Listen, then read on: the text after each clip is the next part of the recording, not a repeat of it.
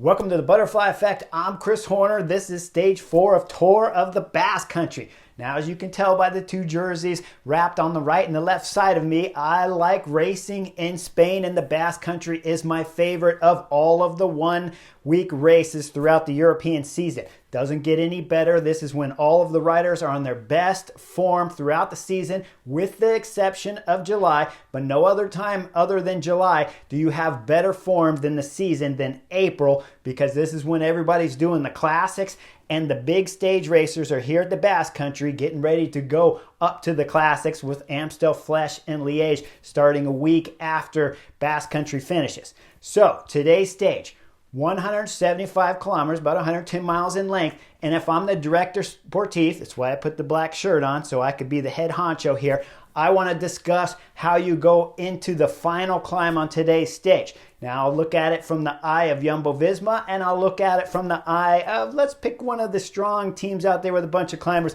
We'll go with EF Education. Why not? So, when we're Jumbo-Visma and you're looking at this climb, you're thinking, okay, the guys did a really good job yesterday, but there was points and times where we were down to just 3 guys, with Rowan Dennis on the front, Walter second, and Jonas Vingegaard, the race leader here at the Basque Country. So I'm a little bit hesitant when I see that 60 kilometers and 65 kilometers ago, they were down to 3 guys. Yes, we saw Sam Omen come back. Yes, we saw Steven Kruijswijk come back on the front. They did a marvelous job, and I covered that on yesterday's stage 3. But I'm still a little bit worried if I'm Jumbo-Visma, because when we look at this last climb, and this climb is very hard at the beginning, 7.5 kilometers long, over 6%. Did I say over 6%? Really, it's quite worse than that, because it's not 7.5 kilometers long. It's really 4 kilometers long is what I'm telling my team when I'm sitting up there as a DS. I'm looking at Jonas and I'm saying, guys, this is 4 kilometers long. The first 2 are 8.5%. The third kilometer is averaging 10%, and the fourth kilometer is 6.5%.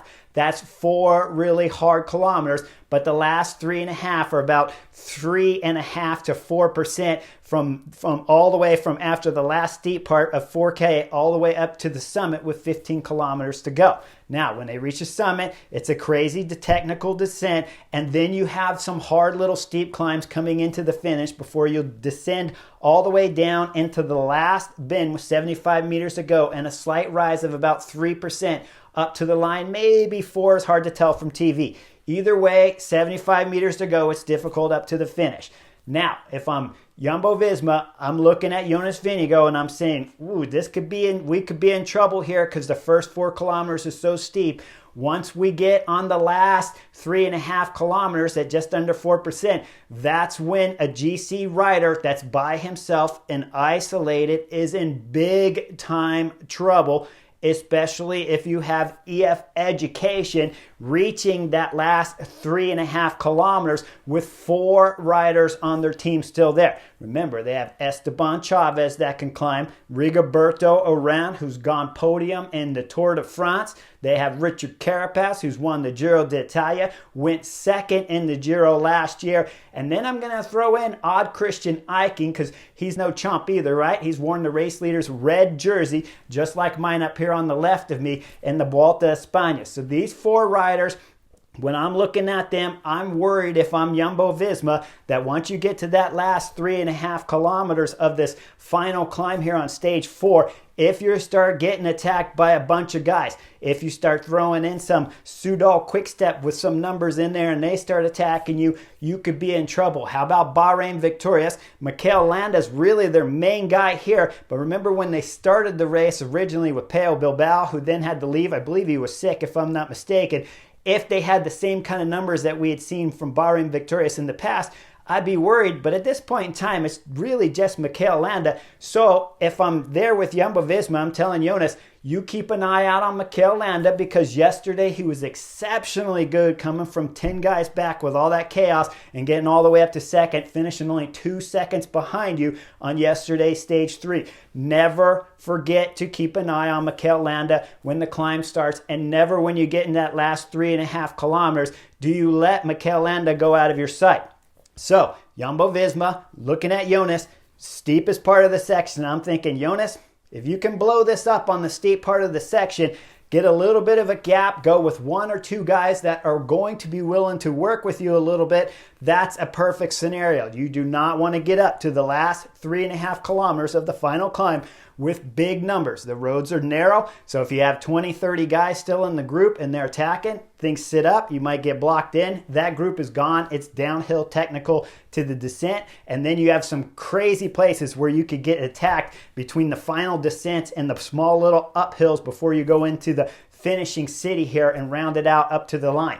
So if I'm EF Education, still wearing my black shirt, so let's pretend I'm EF Education, I'm thinking exactly what the Jumbo-Visma director would have said to you, that we want to keep the race as easy as we can have it going up the 4 kilometers, hard part of this final section, and then we want to light things up with 3.5 kilometers to go on the final climb up to 15K to the finish line.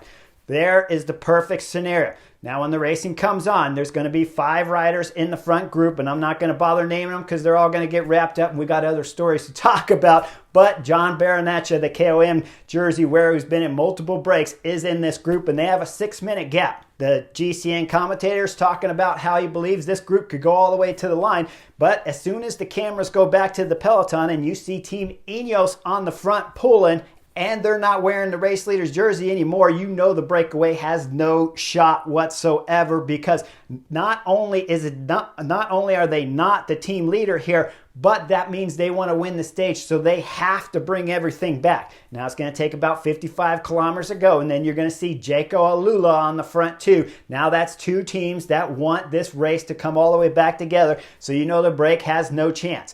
With about 50 kilometers to go, there's a crash with Jumbo-Visma's Hess Limraes and with Felix Großschartner from UAE Team Emirates. With a little help from the cars, both riders will make it back to the Peloton, but we see Felix Großschartner is ripped up on the left side of his jersey, so you know he's going to have a hard final 50 kilometers here on stage 4. 28 kilometers to go, and the breakaway's getting almost caught at this moment. We see with the little voice radio down below that it's the director sportif, Garrett, that comes on. Now, in his voice there, we hear Garrett say to the EF Education riders, stick to the plan from this morning, guys. We're going to have Chavez go hard. Now, what does that mean? I'm getting a little worried when I'm sitting on the Chesterfield, because I'm thinking if you're EF Education and you want Chavez to hit the bottom of this climb and start lighting it up right away, it's going to be a difficult day in order for EF Education to win, because you're setting up a perfect scenario for Jonas Vingegaard, the best climber in the Tour of the Basque Country at this moment and one of the best climbers in the world. So I don't want to make it any easier for him. We're coming up with 27 kilometers to go as the breakaway's getting caught. We see the Movistar rider there trying to get some sprint time bonuses as he's catching the leftover remnants of the breakaway. And then all of a sudden, shooting out of the back, it's Ion Izagirre, Cofidis, and on his wheel is Jonas Vingegaard. Ion Izagirre will push hard on the pedals, but Jonas Vingegaard will overtake the Cofidis rider to get 3 extra bonus seconds here on stage 4. Ion Izagirre will get second. Brandon McNulty from UAE Team Emirates, if you look at the picture to the right, he had his teammate helping him out. He'll get third for a 1-second time bonus. Now we're getting really close to the beginning of the final climb here on stage 4, and this is when we start seeing big battles from the teams at the front. Trek Segafredo's up front, and we see Jonas locked right in there on Skilmos's wheel.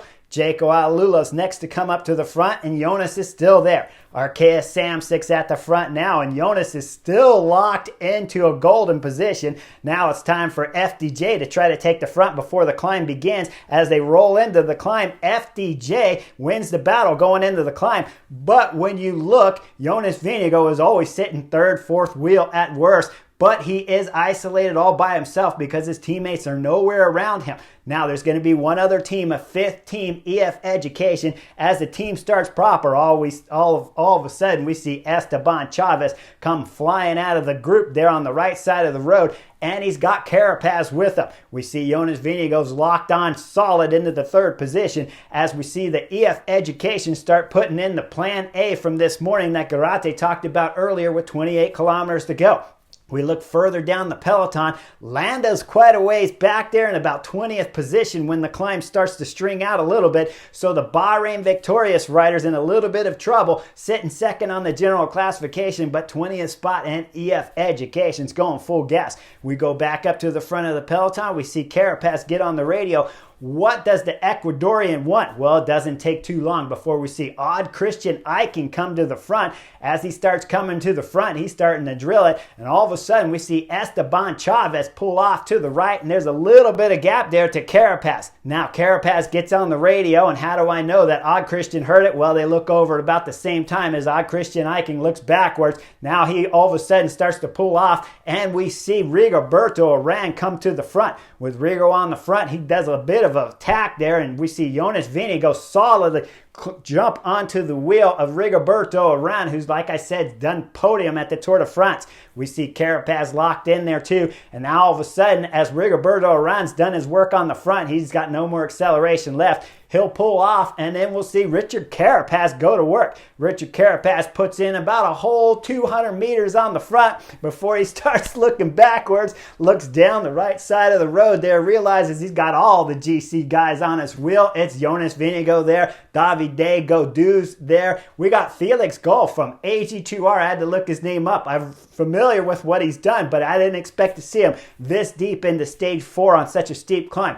Now you look a little further back, Landa's in about 8th position, but up front, Carapaz has had enough. He pulls over to the right side of the road. I wonder if this was plan A here for Garrett from EF Education, their director sportive, as we're only 2 kilometers into this climb, and the whole EF Education team that looks so spectacular about a K into the climb with 4 guys on the front wearing national championship jerseys there too, putting on a stellar display as this climb first started, as all their guys now 2K into the climb have just completely blown up, as finally Richard Carapaz, like I said, pulls off to the right. Well, Jonas Vingegaard's going to make them pay big time at this moment, guys. Jonas Vingegaard accelerates. He looks back. There's a gap to everybody. As we see, they start going wide back there. He gets back on the pedal. When he looks back again, he's going to see AG2R. Felix Gall is the only rider chasing. Landa's trying to move up because, like I said, he was in about 8th, 10th position when the attack from Jonas started. He started this climb, though,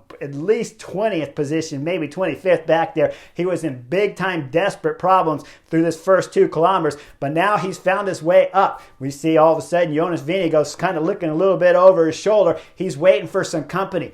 This is brilliant from Jonas Vingegaard. You do not want to go to the finish of this climb with 15 kilometers dropping down a descent all the way into the finish line solo. So when you see him kind of slightly with his head turned, he's looking back to see if he can get at least 1, 2, maybe 3 riders with him. Well, he gets 1, and it's Mikel Landa. We see him look back. He sees Mikel Landa. When we see Ion Izagirre look back at about the same moment, Ion Izagirre's thinking, I just need help from anyone. Jonas Vingegaard's thinking, I got the only guy I need. I'm ready to go. So Jonas Vingegaard gets on the throttle, starts accelerating, and Landa's locked onto the wheel. It'll take a few 100 meters, 5, 6, 1K before Landa starts to come through with Jonas Vingegaard, but eventually the Bahrain victorious rider does. Now, what's happening in the back there? A group of 5, 6 riders back there. Moss is back there pulling as hard as he can, but he's not bringing back the 2 up front. And then shortly after Moss finally stops pulling, that group of 5, 6 riders,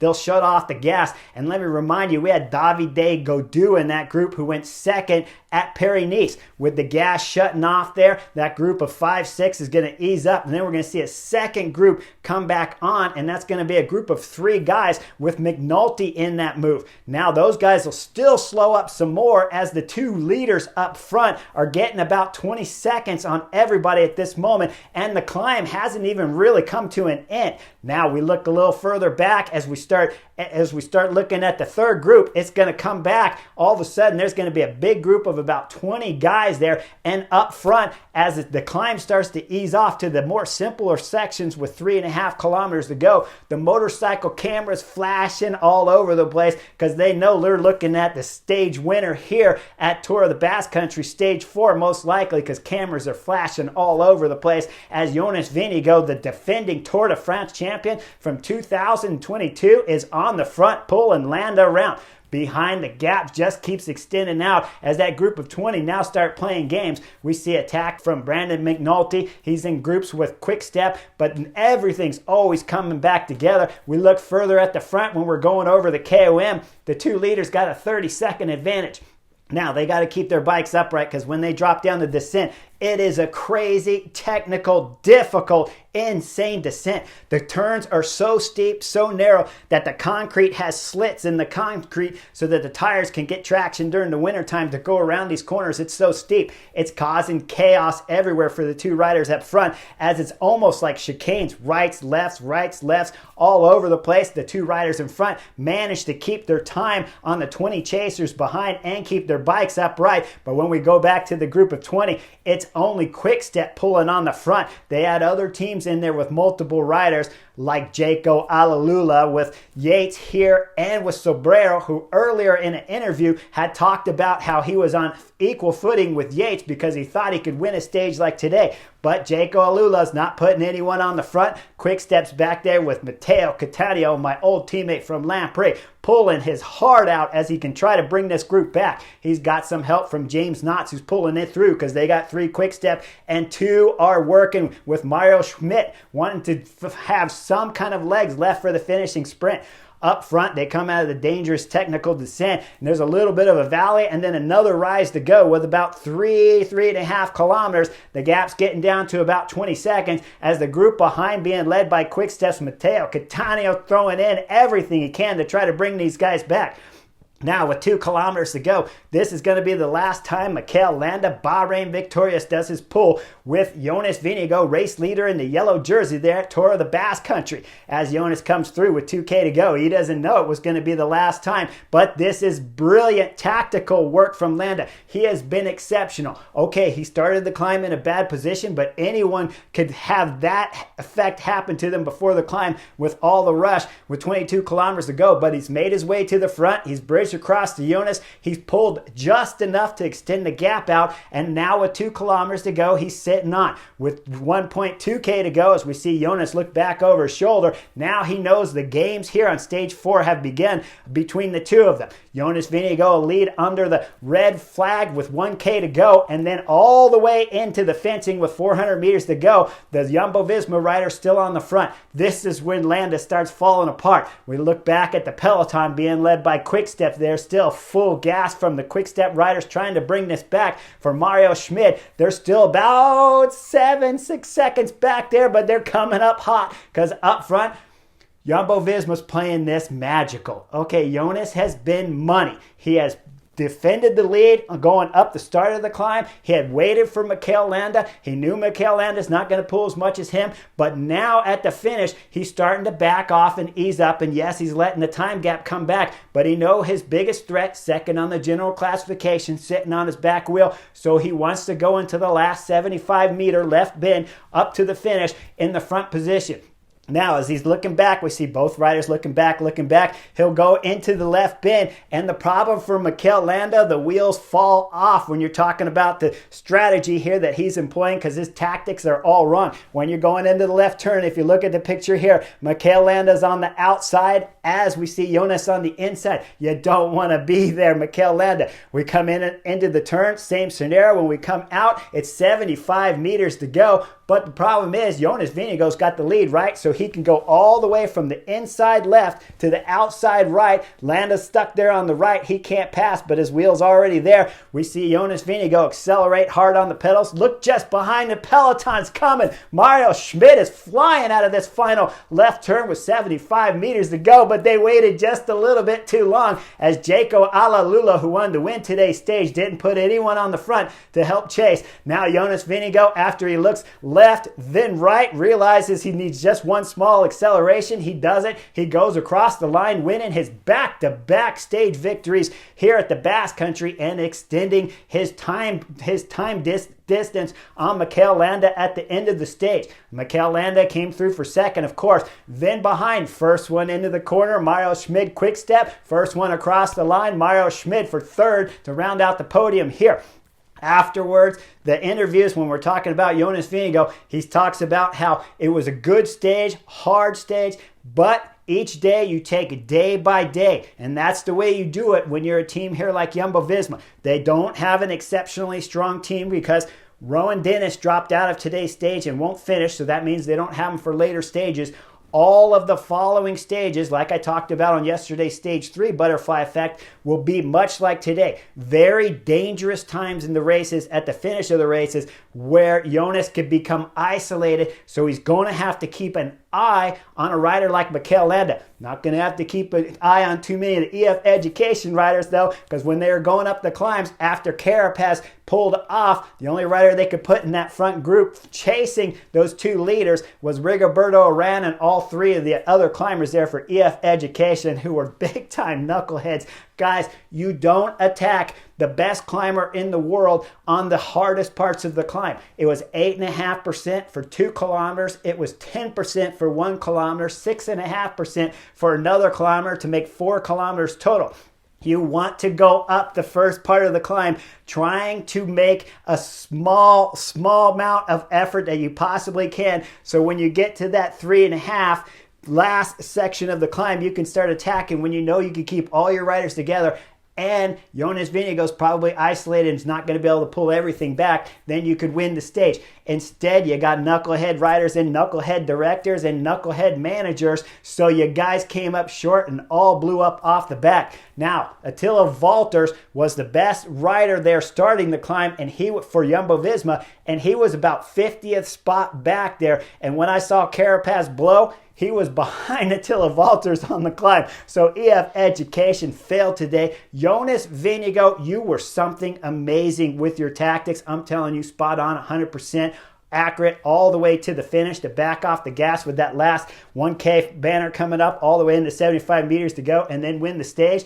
And then Landa, man, you were beautiful all the way to about 100 meters to go when you should have jumped on the inside going into that left turn, so you had the lead coming in, and then you would have to make Jonas make up that ground on you with only 75 meters to go coming out of that turn. So bunch of knuckleheads with EF. Landa, I'm going to give you a little bit of a break because we all make some mistakes. But Jonas, you were aces today. Brilliant race. Guys, if you get a chance, make sure you watch the last 25, 30 kilometers of today's stage because it was money throughout the day. Like and subscribe, and I'll see you on the next edition of the Butterfly Effect real soon.